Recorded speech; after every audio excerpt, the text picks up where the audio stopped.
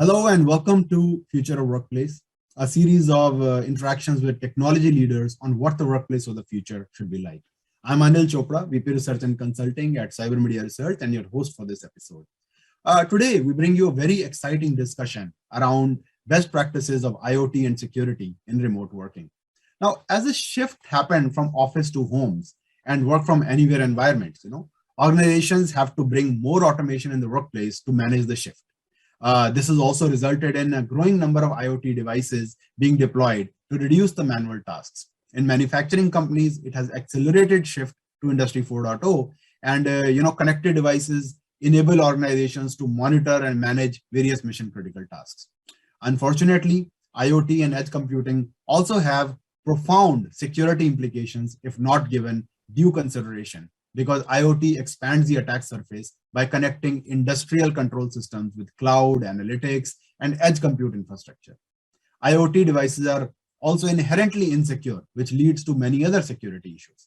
Now, organizations need to evaluate the risk that each IoT device poses to their networks and information, and its impact on the confidentiality, integrity, and availability of the data. And effective, cybersecurity depends upon risk assessment and vulnerability threat modeling for all systems involved. So how do you really secure a mixed mode environment? What are some of the risks involved? And what should be the best practices to follow to kind of secure a remote working environment? So these are a few things that we'll discuss in today's panel, and for which it's my pleasure to welcome with me two very special guests, Mr. Bobby Joseph, who's the GM Consulting Services at F1 Infotech from UAE. And we have Mr. Jimmy Y, who is the Enterprise Client Sales Specialist at Intel Sales and Marketing Group at Intel Corporation, and he's based out of UK. Welcome, Bobby. Welcome, Jimmy. We have a really good set of global panelists with us. I am from India. Bobby is based out of UAE, and Jimmy is based out of UK. So it's a good global discussion that we have with us today. My first question, comes to, let's start with you, Jimmy, on, how work from home has kind of changed now to work from anywhere. And it is kind of becoming a standard procedure in a lot of organizations. How do you really align the IT strategy with this kind of a change? What is your advice? Yeah, I think the pandemic really changed things a lot, right? So I think like what we are doing today, we probably would have been sitting on a stage and doing it in front of a group of physical audience, and now we are doing it from home and with all this virtual background going behind us.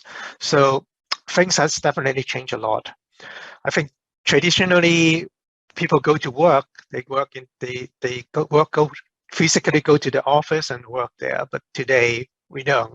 Work is what we do instead of where we go. So that suddenly put a lot of pressure on how IT is managing the business today. And traditionally, I think IT puts up a lot of boundaries on where and how people should be working. I think that has to be changed. IT should be the enabler to enable the employees to work from anywhere, and not just anywhere, but also being very productive and secure. So instead of saying employees cannot do this or cannot do that, IT should be thinking, how do we make it flexible for employees to work and keeping the business secure? Instead of IT being the limiter, IT should be the enabler. And I think COVID gave us a very good lesson how life and business can change. And IT should really be thinking about that and keeping flexibility in mind in developing their IT strategies. Thank you, Jimmy. I think absolutely more flexibility has to be kept in mind for IT now that there is a complete change in how people are connecting to the network and working. Bobby, you want to add on to that on what Jimmy had to say, and also if you look at remote work culture, how has remote work culture kind of increased the need for deploying IoT devices that I was talking about earlier to kind of automate tasks and monitor equipment, etc. So both the questions, if would be great to hear your views.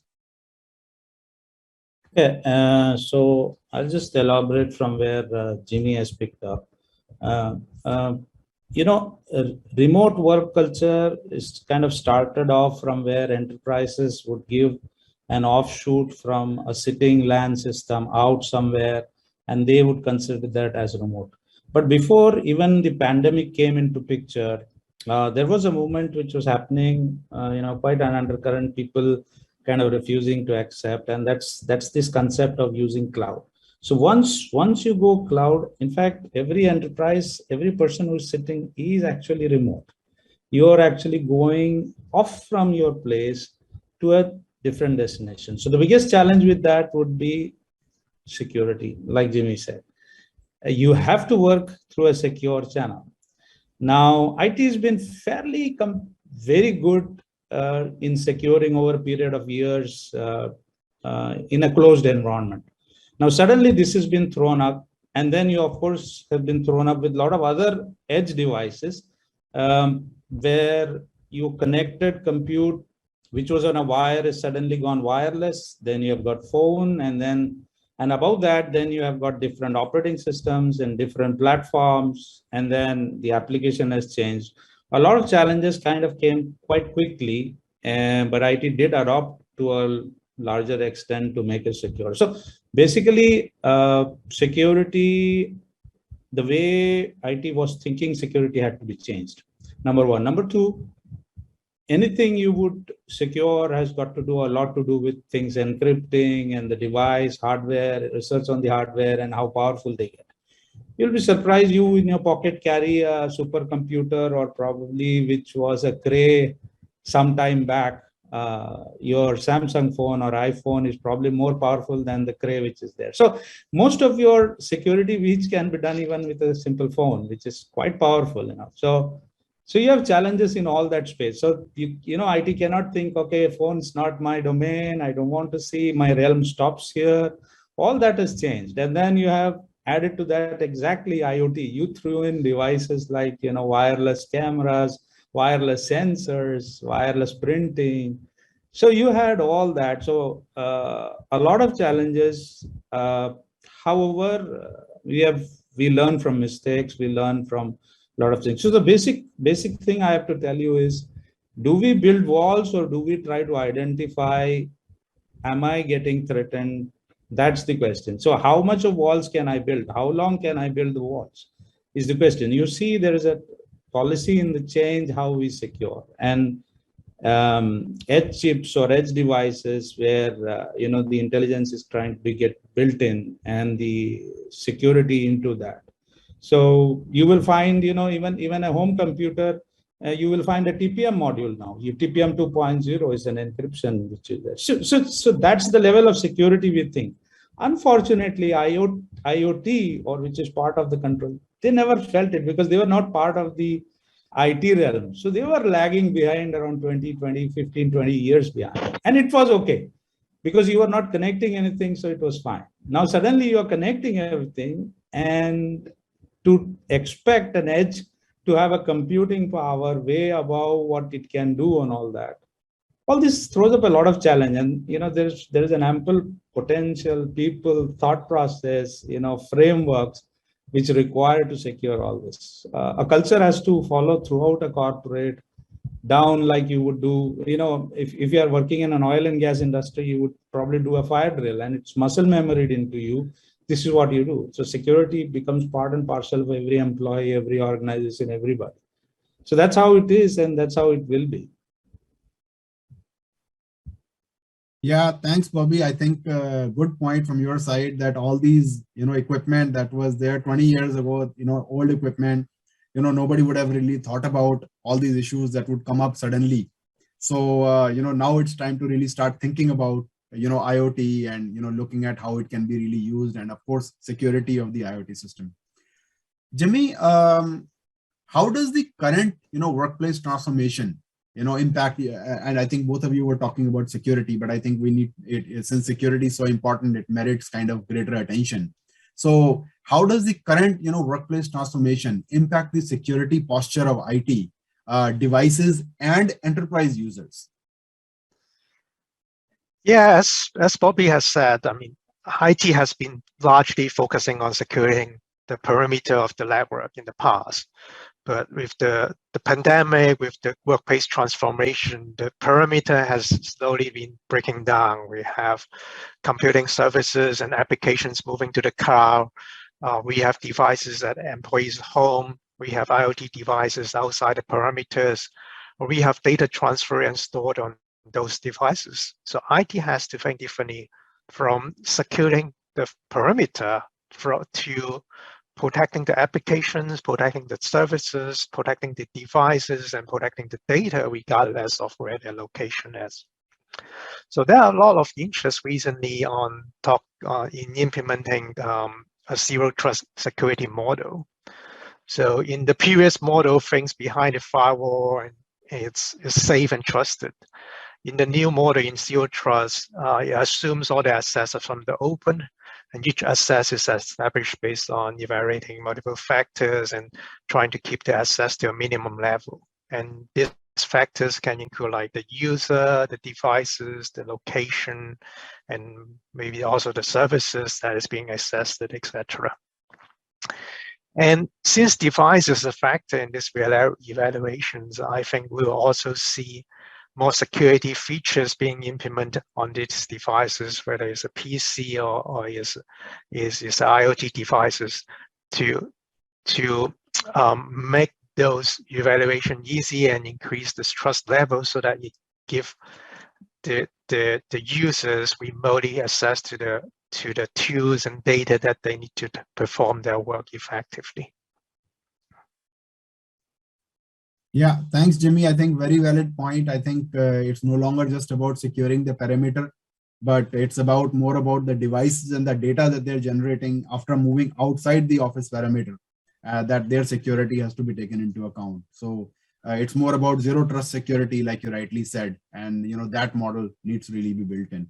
So probably I'll come back to you to understand. You talked about some security now being built into devices. So probably we can talk a little more about that later in this discussion. But before we do that, so you threw up some interesting points. Bobby, now that you're seeing this kind of a transformation happening, what framework do you suggest should be adopted to kind of enhance the IoT security in an organization? And some of the best practices that organizations should be really following now. IT equipments, the kind of consumption or the people who consume IT equipment is quite, you can say the volumes are quite limited. You can make it known and you can enforce certain things. And there is a certain cost factor which actually helps you to make better equipment more secure.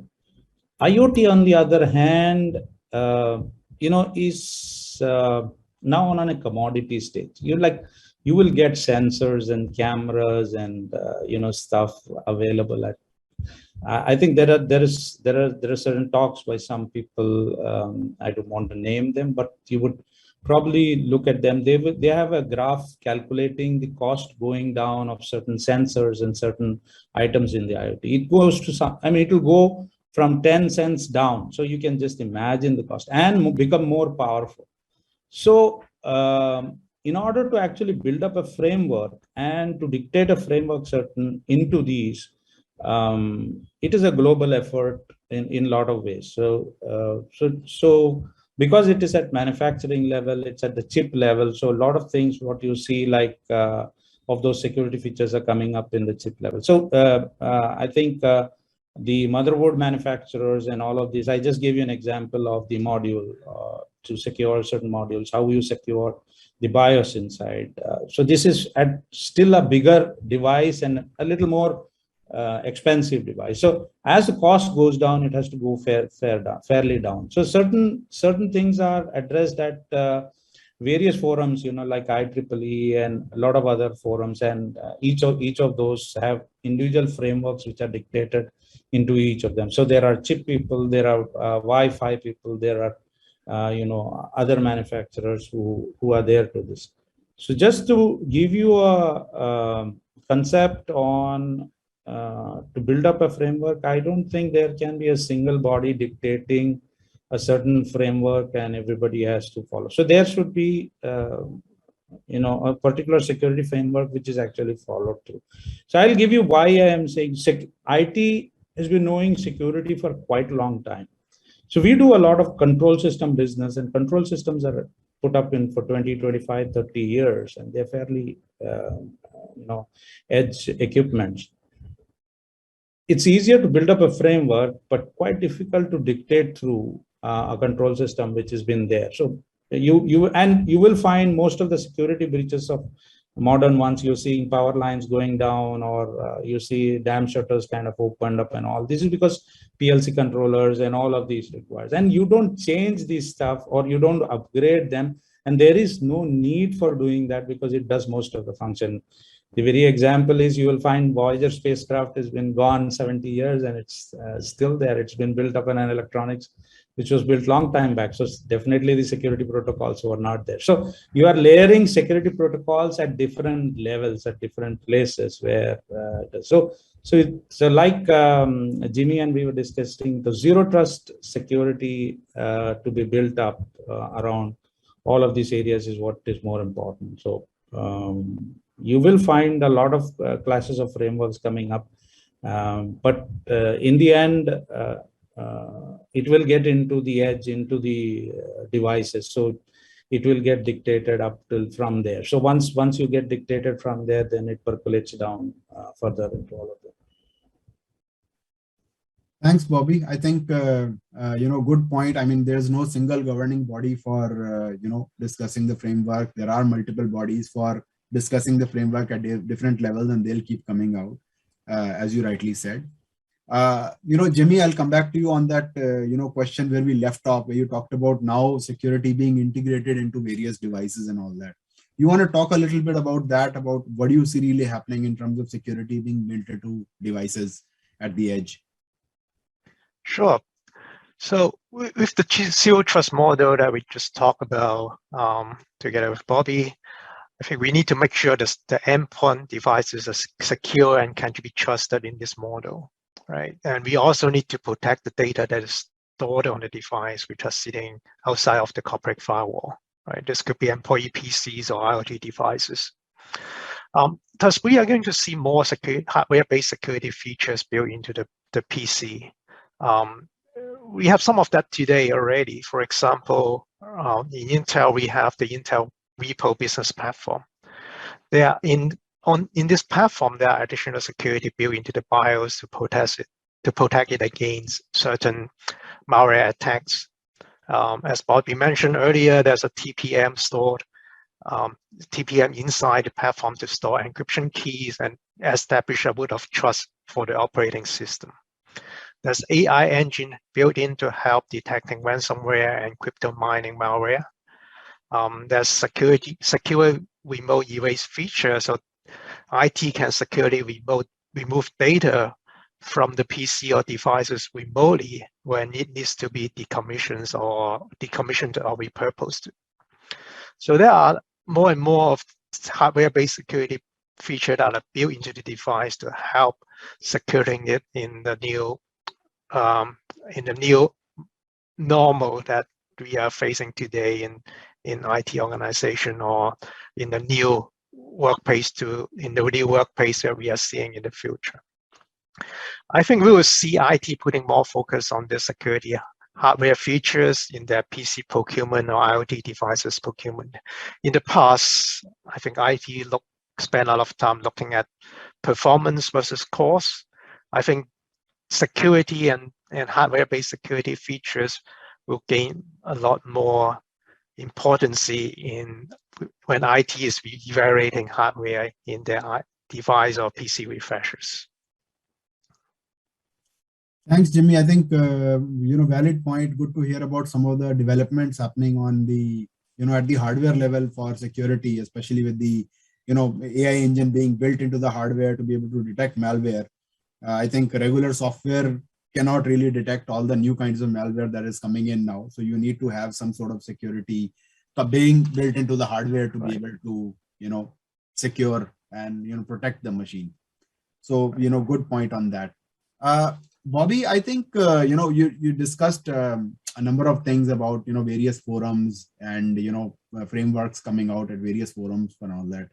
Which industries, according to you, now will, have higher priority, where you feel that IoT will be on higher priority in terms of application processes? How do you see that moving forward in terms of IoT security? Which industries are going to be, looking at IoT security first, in priority? Do you have some suggestions on that? So, in IoT, I'm going to also, include IIoT, which is the industrial. So, most of the modern attacks are kind of very soft. You won't realize that you have been attacked. A lot depends upon what does the attacker actually need. So you have, attackers from very novice, irritant people who actually make a mess about things, to a nation state. So so you have a wide range of threat available across. So, so the industry per se, when it was not connected, was kind of cocooned inside a physical security guard. It is within the country, within the premises, perimeter, exactly, Jimmy, and as we discussed. So what an enterprise had, the thought process is what the industry had. So they would think, okay, if I don't let people in through my wall, I am secure in a lot of ways. But that world has changed. You have grids, so you have utility, you have hospitals, you have hospitality, which is actually, again, a business side, which all of this churn trillions of dollars across globe, and one small effect actually snowballs into a big one. And you must have read a lot of stories around in newspaper. And as like any other security, deniability, or should I tell this news, or should I say, or should I not say, will be always there. And that's fine. I mean, and that's okay, because that's the prerogative of the organization, country, place, or the the corporate to actually tell or not to tell. But what happens is, do I mitigate this threat, and how do I mitigate that threat? And if I mitigate that threat, who do I go to, or where do I start? That thought process has to start today. Now, you cannot just go ahead and spend $1 trillion and say, okay, tomorrow I am safe. It just doesn't happen. It will not happen with anybody. It will not happen with any organization, country, world, anywhere. So you need to start somewhere. And when you start somewhere, then you should know, where should I go with? So then there's two questions. Should I put in a wall, or should I first know, have I been threatened, or have I been attacked? So the most of the time, what surprisingly happens in a commercial organization or a business organization, they won't know a threat which has been sitting for probably sometimes a decade, or sometimes even 5 years. They would have never known. A competition would have actually derived off everything off, and they would have never known these. So this is a balance which you have to actually carry on. So you have to mitigate that threat. That's part of it. Then you have to also know that, okay, I have been breached. So that's another part of it. So in that, there are hardware people, there are software people, there are policies and procedures, and there are frameworks. So, and including the management thought, how do I go after it? So the whole practice across. So in this industry, or commercial industry, which is most of the businesses, will be a bigger threat. And most of what you see, physical defense forces, modern warfare is very expensive. You don't go fighting, you don't go killing people. It's much smoother. And drone is a #1 example. So you have two pilots sitting somewhere in the corner, somewhere in the desert, and all you need is a plane going somewhere else with no threat to human being, right? But it can cause a lot of damage. Now, next to that is, I can sit with a computer somewhere in the corner of the world, and I can destroy a grid on the western part of the country, eastern part of the country, southern part of the country, causing a lot of damage, a lot of economical damage, human damage, actually, if I go ahead and attack hospitals. And so you have stories. I mean, there are no shortage of stories you can read. So commercial industry, or the industrial sector, where things have been going on smooth, because they were not connected. As soon as they are connected, their systems are connected, and the things they are buying is connected. So it is getting updated. So from your cars, So your new cars to every industrial robot which is there has to be connected. So they are a threat. So possibly you need to secure them more than rest of the thing, because IT has been doing fairly very good job, and they've been doing in protecting parts of data, types of data, and you know there are a lot of policies, but this is an area which requires a lot of resource, a lot of organization, a lot of companies in the world to spend a lot of dollars into newer technologies and ways to secure these areas. Yeah, thanks. I think, as you rightly said, there are a number of stories out there around, security breaches and all that. So the industrial sector, which has been till now really immune to a lot of the security threats, suddenly with them getting connected with the IT, are actually now becoming more and more vulnerable. And that the kind of damage that can be wreaked is tremendous. That can be done now. So yes, so they need to really probably be the first candidates to really look at securing their entire OT environment. Jimmy, that was one about the industrial security, but what are some of the trends that you really see on enhancing security on some of the endpoints to really kind of align with new working model to in the post-pandemic world? I mean, one is on the industrial side of things where you have a lot of this IT and OT security, but the other is obviously that devices suddenly and laptops and a lot of edge devices moving beyond the office perimeter. There also you need to kind of look at enhancing their security as well. So how do you really look at that? What are your views on on the trends that are really there to enhance the security of these endpoints? So I kind of touched on it earlier in the question. I think we are going to see how more hardware-based security features that are built into the PC, and these features will help to protect the devices from these attacks and also protect the data on the devices. But I think, but I want to talk a little bit more about something that Bobby just mentioned. I think I totally agree that it has been an increasing challenges for IT to manage those devices. I think IT organizations need to think about how they are going to manage the device, the entire life cycle of the devices and make them secure from the point that they purchase the device to the point that they end of life those devices, right? So from the point they purchase those devices, how do they ensure that the devices they bought is actually what is delivered? Is the hardware being tampered during the process from the in the logistic process from the factory to the office or to the point of deployment? Once this device is in place, how do they make sure they install the operating system on it securely and no other malware gets onto the system during that provisioning process? And then after the device has been deployed, how do IT make sure those devices are managed properly and they're patching to the latest standards? The security software keep up to date, right? And then at the end of the life cycle of the device, how do we securely repurpose the device or dispose the device so that no secure data is remaining on the device? How do we erase everything, not just from the hard disk, right? It's also from the firmware, from the TPM, etc.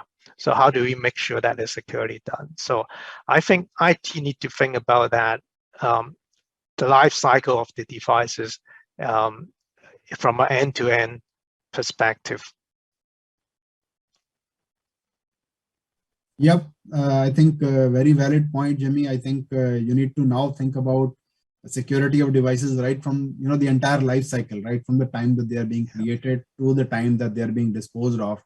Security needs to be looked at from all the at every aspect, at every angle, because everything can be a potential security threat nowadays. So those were all the questions from my side.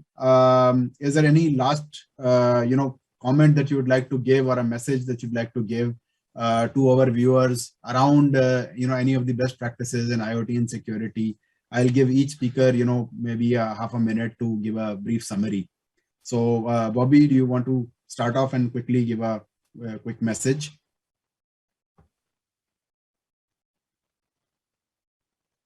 You're on mute, Bobby.